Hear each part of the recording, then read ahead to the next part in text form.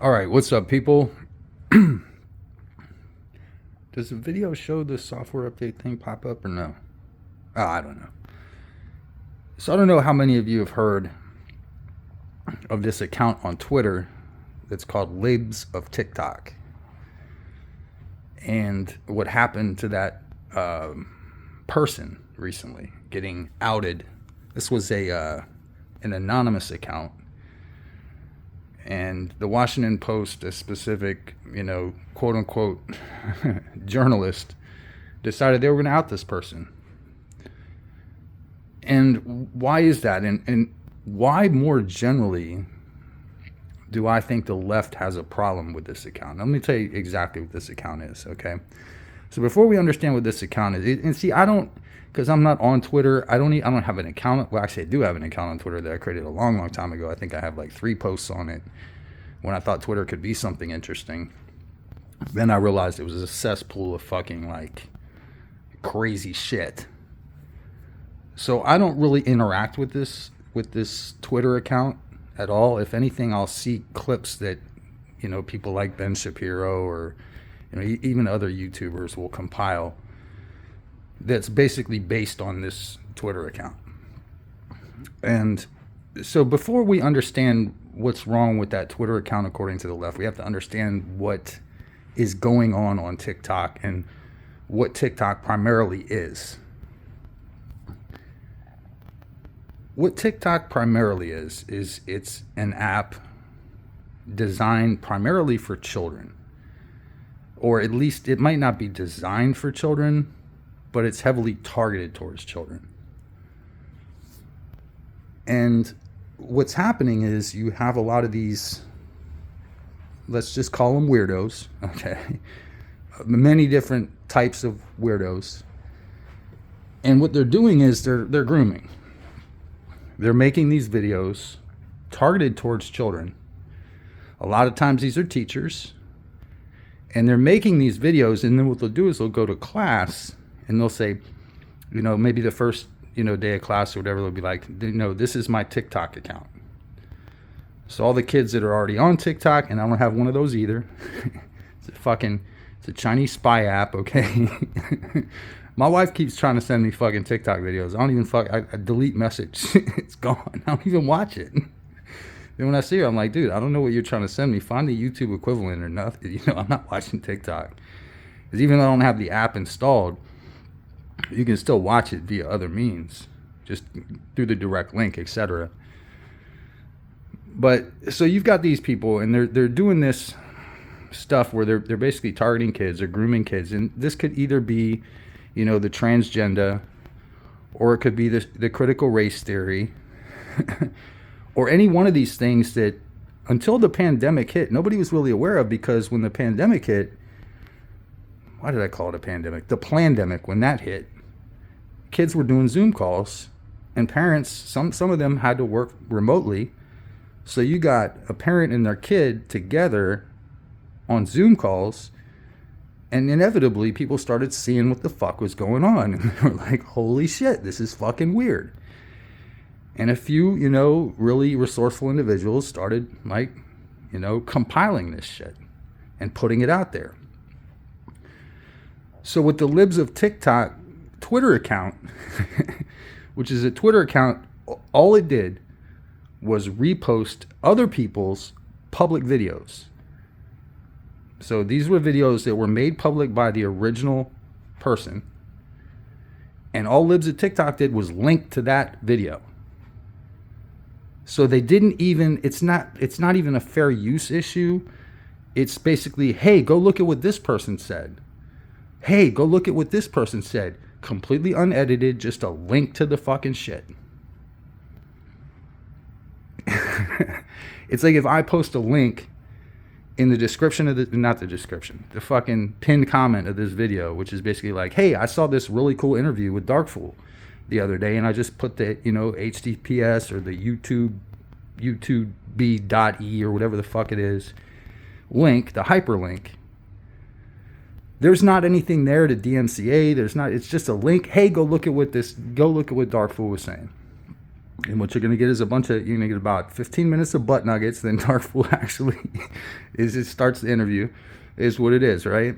But once the interview started, it was pretty cool. I don't know who that guy was that was doing the interview, but he was a little bit loopy, if you ask my opinion. But he might be a real cool guy. I have no idea. He just seemed a little juvenile to me. But set the pot in the kettle again. Am I calling somebody juvenile with my fucking reputation? Yeah, I guess I am. But so this gets to the point of why this journalist, quote unquote, named Taylor Lorenz, who just a couple weeks ago, was crying on TV about bullying on the internet and how she had PTSD because of, the way she's treated on the internet and this type of shit, and how she thinks doxing is evil and this, that, and the third.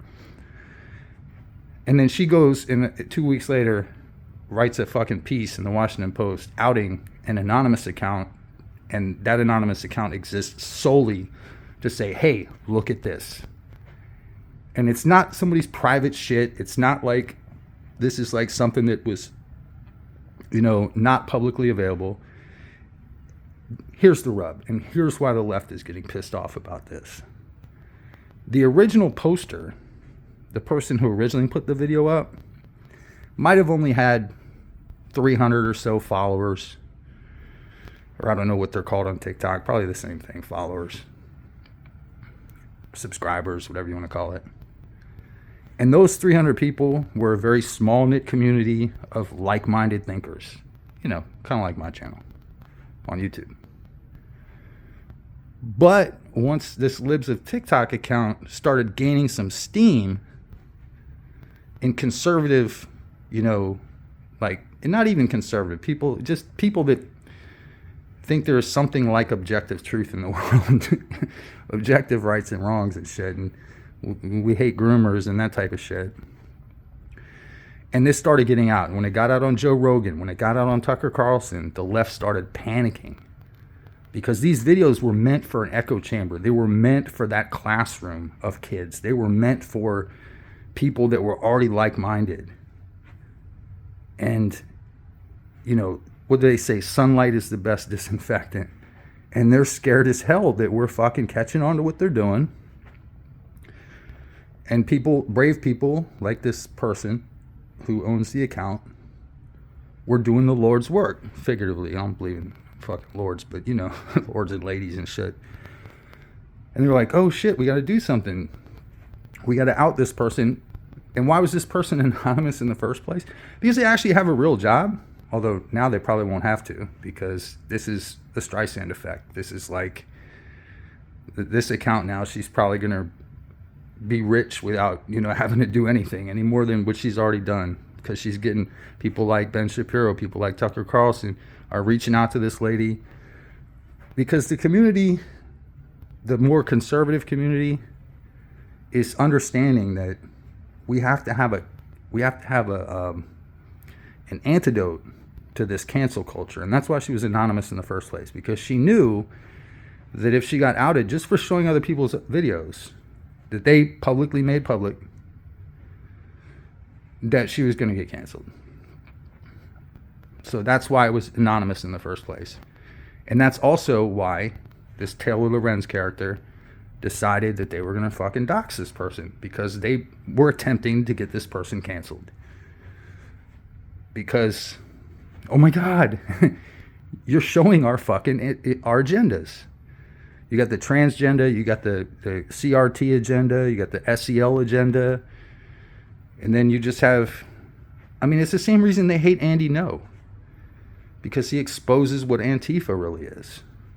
It's not just a loose, knit group of anti-fascists. It's actual fascists themselves, wreaking havoc in inner cities. And he's just a reporter that puts it on camera. Oh, but he's public enemy number one. He's a fascist because he shows the fascists.